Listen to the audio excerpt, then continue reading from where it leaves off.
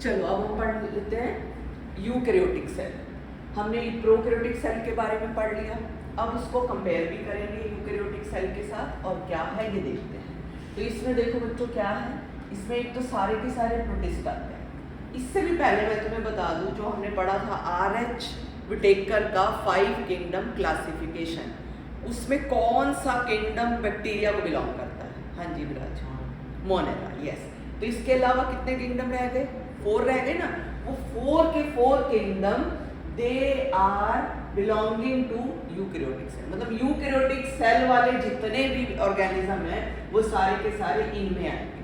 ठीक है, इनमें से जो प्रोटिस्टा है वो एक अकेला जो ये है ये यूनिसेलर है, बाकी प्लांट्स, एनिमल्स, फंजाई ये सारे के सारे मल्टी सेलुलर।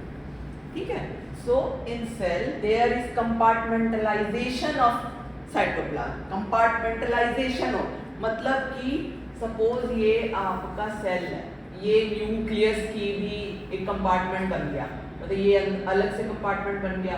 फिर आगे देखोगे ये भी कंपार्टमेंट बना रहे हैं गोल्जी बॉडीज, फिर आगे देखोगे ये भी कंपार्टमेंट बना रहे हैं माइटोकॉन्ड्रिया। ऐसे ही क्लोरोप्लास्ट भी कंपार्टमेंट बनाएंगे साइटोप्लाज्म के अंदर। तो इसीलिए हम बोल देते हैं compartmentalization of cytoplasm due to presence of, compartmentalization is very important बच्चों, and due to presence of membrane bound organelles. क्योंकि ये सारे माइटोकॉन्ड्रिया है या क्लोरोप्लास्ट है या ईआर है या न्यूक्लियस, सबके सब membrane bound organelles, right. So presence of well defined nucleus with nuclear envelope, एक तो ये हो गया।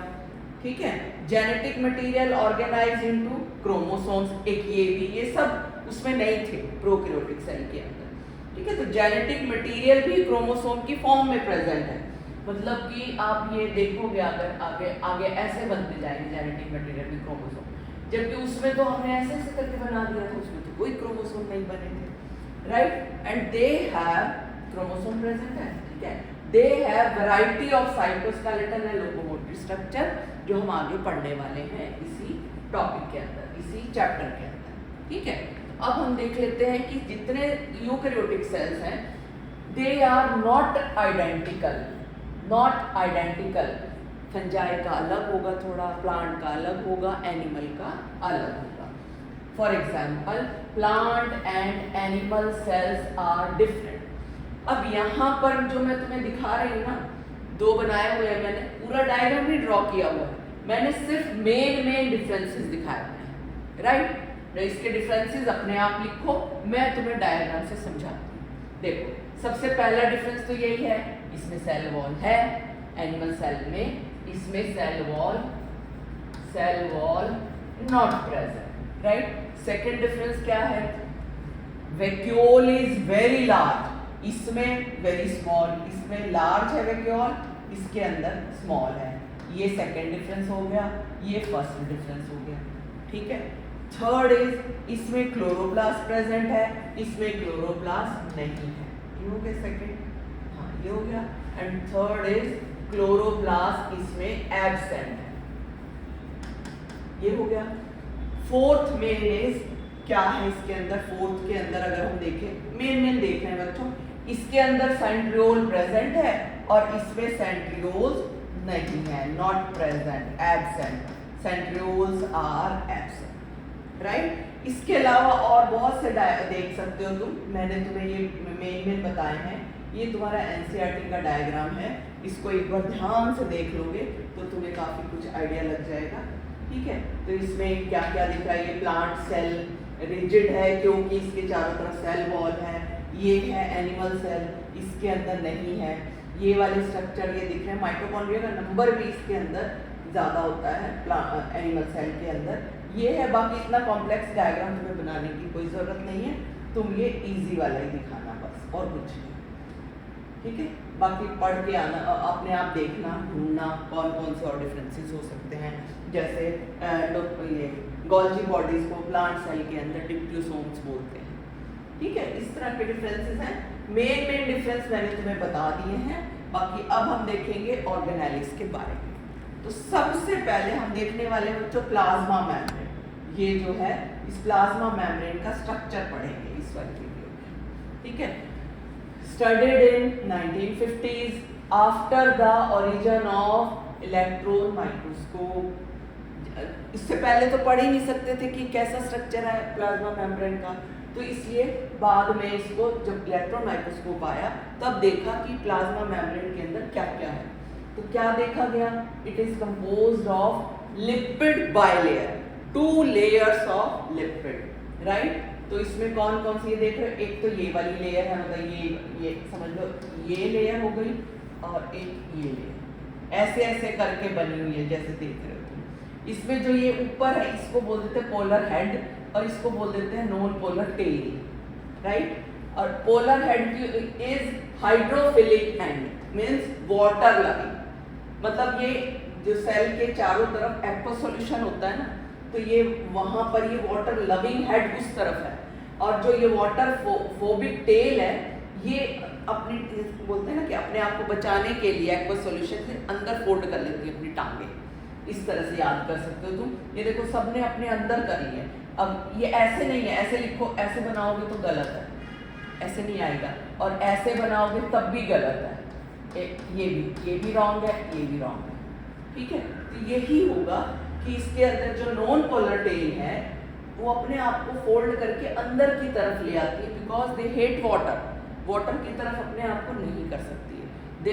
दे fold themselves on inner side to protect from the aqueous solution. This arrangement ensures that non-polar tail of saturated hydrocarbon is protected from aqueous environment. Right? Clear हो गया ये वाला point? Lipid content is mainly phosphoglycerides. ये भी तुम अभी biomolecules में भी पढ़ोगे। जो लिपिड वाला कंटेंट है उसको ग्लिसराइड्स ऑफ लिपिड को बोलते हैं, उसमें फॉस्फोग्लिसराइड्स है, ये याद होना है आपको जरूरी। सो chemical composition of plasma membrane क्या क्या है इसके अंदर? ये देखो मेन 3 कंपोनेंट है, ये लिपिड, प्रोटीन एंड कार्बोहाइड्रेट। इसके अलावा और भी हैं, कोलेस्ट्रॉल और ये सब, वो भी पढ़ेंगे हम, पर मेनली ये 3 याद रखना, lipid, protein and carbohydrate. But ratio of lipid and protein varies in different type of cell. जैसे in human being membrane of RBC has 52% protein and 40% lipid. ये बहुत इंपॉर्टेंट है बच्चों, ये बहुत बार आया हुआ एग्जाम। प्रोटीन ज्यादा है, लिपिड कम है। प्रोटीन 52% है, लिपिड 40%, राइट। तो इसमें देखते हैं various models of structure of plasma membrane. Scientist ने अपने अलग अलग थ्योरी दी है इसके बारे में। देखो sandwich model which is also called as trilaminar model given by Danielli and Davson. क्या बताया इन्होंने कि जो प्लाज्मा मेम्ब्रेन है ये जैसे सैंडविच नहीं होता, बीच में फिलिंग होती है, 2 ब्रेड स्लाइसिस होती हैं, 2 स्लाइसिस के बीच में ये सैंडविच है, 2 प्रोटीन ये ग्रीन कलर की दिख रही है नहीं, ये 2 प्रोटीन लेयर्स के बीच में एक लेयर लिपिड की सैंडविच है। बस इतना याद रखना है। Plasma membrane is made up of phospholipid bilayer sandwiched between 2 layers of protein. ठीक है, इतनी सी बात याद रखनी है कि 2 प्रोटीन लेयर के बीच में ये सैंडविच है। इसमें भी पोलर हेड देखो उस तरफ है, और जो टेल्स है वो बीच में फोल्ड होगी, राइट। क्लियर है? चलो अब हम देखेंगे fluid mosaic model. Fluid mosaic model given by Singer and Nicolson, ठीक है। इसमें क्या देखने वाले हम, ये दिया था 1972 में और ये दिया था 1935, ठीक है। अब तुम्हारी एनसीईआरटी का डायग्राम ये है, पहले मैं यही समझा देती हूँ फिर वो समझाऊंगी। देखो सिंपल है, कुछ नहीं ऐसे देखने में लग रहा कितना मुश्किल है, कितना मुश्किल है। तो देखो पहले तो देखोगे ये सारे हेड हेड हेड ऊपर दिख रहे हैं, टेल टेल बीच में दिख रही है। फिर उसके बाद ये तो है फॉस्फोलिपिड। अब इसके अंदर जो प्रोटीन है, प्रोटीन इसकी तरह कॉन्टिन्यूअस नहीं है, जैसे इसमें ये था ना, ऐसे नहीं है। प्रोटीन इसमें देखो ये ब्लू ब्लू वाले सारे प्रोटीन है, ये प्रोटीन है, ये प्रोटीन है, ये प्रोटीन है, मतलब ये प्रोटीन है, ये और ये वाला प्रोटीन है, और ये वाला प्रोटीन है, ये सारे प्रोटीन है, ये वाला भी प्रोटीन है, ये सारे प्रोटीन है। इसके अलावा और क्या क्या प्रेजेंट है इसके अंदर? अच्छा, प्रोटीन या तो पेरिफेरी पे प्रेजेंट है या अंदर की तरफ प्रेजेंट है। ये अंदर वाले को बोल देते हैं इंटीग्रल प्रोटीन, इंट्रिंसिक प्रोटीन। इसको ड्रॉ करना सीखेंगे इजी वे में। अब यहाँ पे तुम्हें दिख रहा है ऐसे ये क्या बोलेंगे, चेन सी दिखाई दे रही है, तो इसको बोल देते हैं हम कार्बोहाइड्रेट। ठीक है, इसको बोलेंगे कार्बोहाइड्रेट। और अगर इसके अंदर ये दिख रहा होगा तुम्हें, हाँ ये कार्बोहाइड्रेट अगर प्रोटीन के साथ अटैच है तो बोल देते हैं ग्लाइकोप्रोटीन, राइट। और कभी कभी प्रोटीन पूरा चैनल ही बना देता है अंदर, तो यहाँ से उठाया मटेरियल को और अंदर की तरफ सेल को प्रोवाइड कर देगा, तो उसको बोल देंगे हम बच्चों टनल प्रोटीन। ठीक है, टनल प्रोटीन बोलेंगे। तो अब हम और भी देखते हैं इसमें कि कैसे ड्रॉ करेंगे, फिर आगे बढ़ते हैं। ये मैं तुम्हें दिखा देती हूँ ड्रॉ करने का सिस्टम, ये अलग से भी सिखा दूंगी। पहले आप ये ब्लैक कलर के जो बनाए हुए हैं फॉस्फोलिपिड लेयर बनाओगे, जो ये है।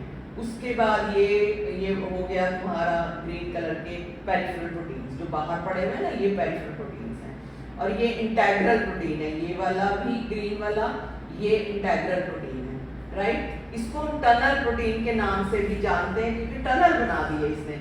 मतलब यहाँ से कोई मॉलिक्यूल उठा करके ये अंदर की तरफ दे सकता है या अंदर के मॉलिक्यूल उठा करके बाहर की तरफ भी प्रोवाइड कर सकता है। ठीक है, इसको ग्लाइकोप्रोटीन बोलते हैं। क्यों? क्योंकि इसके साथ ये देखो कार्बोहाइड्रेट मॉलिक्यूल अटैच है प्रोटीन के साथ। ठीक है, ये करना है। इसके अलावा ग्लाइकोलिपिड भी है, देखो लिपिड के साथ ये पर्पल वाले इसके साथ अटैच है, तो इसको बोलेंगे ग्लाइकोलिपिड, राइट। और येलो कलर के जहां भी दिख रहे हैं, these are cholesterol present in between the phospholipid layer. Clear? तो ये डायग्राम बच्चों बहुत आता है एग्जाम में, draw the fluid mosaic model. और फ्लूइड मोजाइक क्यों बोलते हैं? क्योंकि इसमें प्रोटीन जो है कॉन्टिन्यूटी में नहीं है, फ्लूइड मोजाइक की तरह कहीं कहीं पर। ठीक है, तो इसलिए मोजाइक की तरह दिखता है ये पैटर्न। मोजाइक समझते हो ना, मोजाइक प्रिंट होते हैं जैसे सूट के प्रिंट, शर्ट के प्रिंट, मोजाइक मतलब पूरा एक कॉन्टिन्यूटी में नहीं दिखती कोई चीज कहीं कहीं पर, वैसे दिखता है, राइट। तो चलो अब देखेंगे। This model is widely accepted. According to this model, plasma membrane consist of highly viscous fluid matrix having 2 layers of phospholipid. हो गया ये तो। Protein molecules occur in membrane but not in continuous layer, बताया ना, continuous layer में present नहीं है ये। And they are arranged in mosaic pattern, कहीं कहीं पर, some as peripheral, some as integral. Integral वाले को हम बोल देते हैं टनल प्रोटीन। ठीक है, और some molecules are glycolipids, some are glycoproteins and some are cholesterol.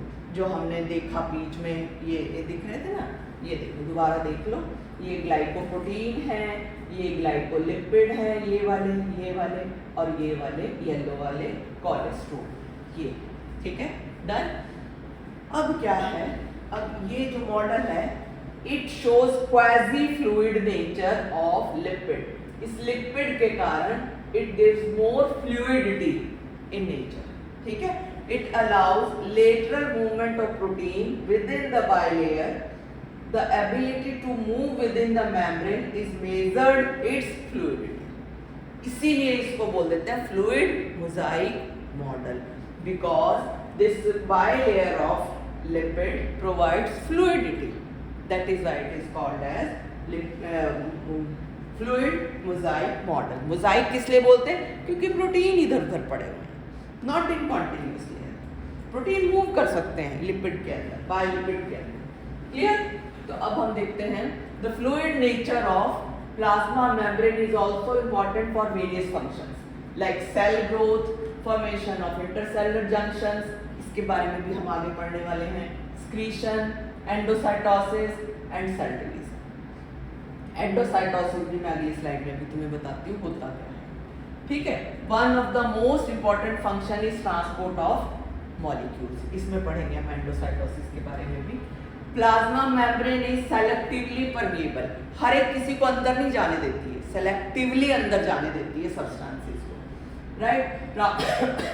Transport across plasma membrane consist of 2 categories, transport of small molecules and transport of big molecules. Transport of small molecules में आ गया passive transport and active transport. Passive don't require energy, active requires energy. पढ़ा होगा ये भी तुमने पहले, है ना, पैसिव एंड एक्टिव ट्रांसपोर्ट क्या होता है। देन पैसिव ट्रांसपोर्ट, पहले हम पैसिव ट्रांसपोर्ट देखते हैं। It is again of 3 types, simple diffusion and facilitated diffusion and osmosis. ठीक है, 3 टाइप हो गए ना, simple diffusion, facilitated diffusion and osmosis. इसमें देखो क्या क्या है, जो हम पहले इसमें देख लेते हैं क्या डायग्राम है। ये देखो, ये सिंपल डिफ्यूजन शो किया हुआ है, ये फैसिलिटेटेड डिफ्यूजन शो किया हुआ है, और उसको छोड़ो, एक्टिव ट्रांसपोर्ट को छोड़ो। सिंपल डिफ्यूजन में क्या है, transport of neutral solutes, neutral होंगे ना, पॉजिटिव ना negative, occurs along concentration gradient, मतलब higher to low, higher concentration से लोअर कंसंट्रेशन की तरफ जब मूव करेंगे तो बोल देते हैं सिंपल डिफ्यूजन। ठीक है, और हम फैसिलिटेटेड डिफ्यूजन किसको बोलते हैं, फैसिलिटेटेड डिफ्यूजन जब transport of polar molecules through carrier proteins. मैंने बताया था ना कि इनके बीच में ये टनल प्रोटीन्स पर पड़े होते हैं, इनको हम कैरियर प्रोटीन बोलते हैं। ये यहाँ से ये उठा करके अंदर की तरफ छोड़ाते हैं, यहाँ से ये, इनको कैरियर प्रोटीन इसीलिए बोलते हैं ना। ये देखो, यहाँ से सोल्यूट उठाया और अंदर की तरफ ले लिया, छोड़ दिया। ठीक है, जो ये है ना, ये ओपन वाला, ये पहले ऐसे है, फिर उल्टा घूम के ऐसे ले गया, फिर ऐसे खुल गया, ऐसे ले लिया, फिर इसको ऐसे कर दिया, ऐसे करके ये इसको अंदर छोड़ता जाएगा। तो ये इसको बोल देते हैं हम, हाँ ये कैरियर प्रोटीन के थ्रू, और ये अलोंग द कंसंट्रेशन ग्रेडियंट। बस इतनी सी बात याद रखनी है। अब तीसरा है ऑस्मोसिस। ऑस्मोसिस में क्या होता है, अक्रॉस द प्लाज्मा मेम्ब्रेन, पढ़ा हुआ है ना ये पहले भी क्लास। इसमें क्या है, movement of water molecules across the plasma membrane from higher concentration of water to the lower concentration. Solute में उल्टा हो जाएगा, from concentrated solution, no sorry, dilute solution to concentrated solution, from higher concentration of water to lower concentration. higher concentration of water है मतलब dilute है, clear. Osmosis clear है ना। तो ऑस्मोसिस में प्लाज्मा मेम्ब्रेन के थ्रू यहाँ से वाटर मॉलिक्यूल इधर मूव करते जाएंगे ताकि दोनों का कॉन्सेंट्रेशन इक्वल हो जाए, क्लियर। ठीक है, तो चलो, एक्टिव ट्रांसपोर्ट क्या है। It requires expenditure of energy, that is ATP. A few ions molecules are transported across plasma membrane against concentration gradient, for example sodium ion and potassium ion pump. ये भी तुम्हारे ही 11th में आएगा जब तुम वो पढ़ोगे, नर्वस सिस्टम पढ़ोगे, उसमें पढ़ने वाले। सोडियम पंप क्या होता है और ये पोटेशियम पंप क्या है, ये उसमें पढ़ोगे तुम ये वाला टॉपिक। ठीक है, तो अगेंस्ट कॉन्सेंट्रेशन ग्रेडियंट है बच्चे। देखो, अगेंस्ट कॉन्सेंट्रेशन ग्रेडियंट में क्या है, इसमें तो हाई टू लो है ना, इसमें अगेंस्ट है मतलब लो टू हाई।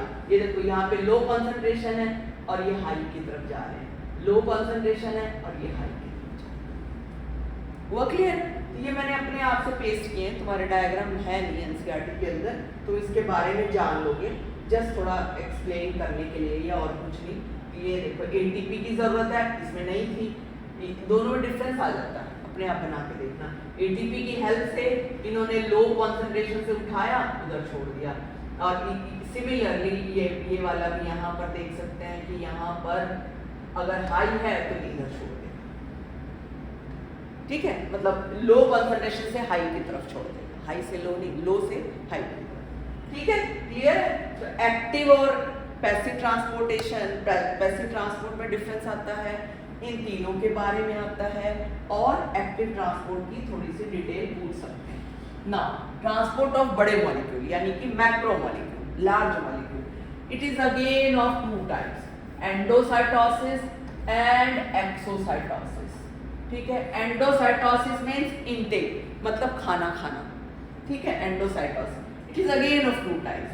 अब हम पानी भी पीते हैं, खाना भी खाते हैं, सेल भी ड्रिंकिंग भी करता है और ईटिंग भी करता है, ठीक है। तो सेल ड्रिंकिंग को बोल देंगे इनटेक ऑफ लिक्विड मटेरियल कर रहा है, और सेल ये ईटिंग को बोल देंगे, ये सेल ईटिंग मतलब सॉलिड मटेरियल को खा रहा है। तो एंडोसाइटोसिस में भी दो तरह का हो गया ना, ये देखो यहाँ ध्यान से देखो, ये देखो ये बना लेते जब ये वाटर मॉलिक्यूल है, वाटर मॉलिक्यूल मतलब लिक्विड ड्रॉपलेट्स है। सेल क्या करेगी, सेल मेम्ब्रेन है ना जो, ये देखो सेल मेम्ब्रेन ऐसे है, तो ये सेल मेम्ब्रेन अपने आप को इन्वेजिनेट कर लेगी, अंदर की तरफ मुड़ गई ना, और इसके अंदर भर लिया पानी को, और फिर यहाँ से इकट्ठा होकर के इसको अंदर ले लिया, ये देखो पिन्नोसोम बना दिया, पिन्नोसोम, ठीक है। इसी तरीके से ये फूड पार्टिकल है, ये फूड है, ये फ्लूइड है, ठीक है। फ्लूइड पार्टिकल को अंदर ले लिया यहाँ से, फूड पार्टिकल को अंदर लेकर के फैगोसोम की फॉर्म में अंदर ले गए। खाना, सेल का खाना हो गया, सेल का पीना हो गया, अब एक्सक्रीटरी सिस्टम भी तो चाहिए सेल को, तो उसको बोल देंगे एक्सोसाइटोसिस, एक्सपेलिंग ऑफ मटेरियल। इसको हम बोल सकते हैं सेल वॉमिटिंग या इफेक्टिव, ठीक है, इफेक्टिव।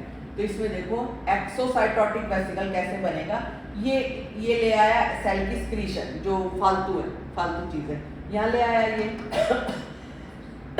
और इसको बिल्कुल मेम्ब्रेन के पास लेकर के ये एक्सोसाइटोसिस मतलब मेम्ब्रेन के साथ लग करके ओपन हो गया और यहाँ पे बाहर छोड़ दिया, ठीक है। दिस इज द सारी स्क्रीशन इसने बाहर छोड़ दी, राइट।